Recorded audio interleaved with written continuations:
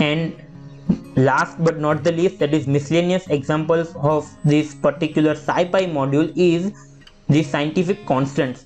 There are number of scientific constants present in mathematics or science, and you can get any value of the you can get value of any particular constant using SciPy module. So writing this scipy.constant.find, it will give the list of all the constants present in the SciPy module. You can see that these all constants are present in this module. Great. Starting from A till W, all constants are there.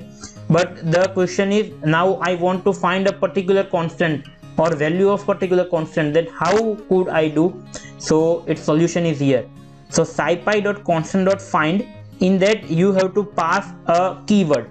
So it's not necessary that you have to know exactly what it is stored in the module, but you have to just write Planck. So all the constant having Planck or starting with Planck or Planck as an string in it, it will be result in a string in a list format. So these all are having Planck in their name, so you can choose anyone, and for getting value of it you can use this method physical constants. It will return the value and its unit. So it is joule per hertz. Joule per hertz, it is the value of Planck constant. Now if you want only values, then you can use scipy.constant.value. so it will return only value of that particular constant. That is, now Planck constant is 6.6 into 10 power minus 34. Now value of Boltzmann constant, so you can get value 1.3 into 10 power minus 23.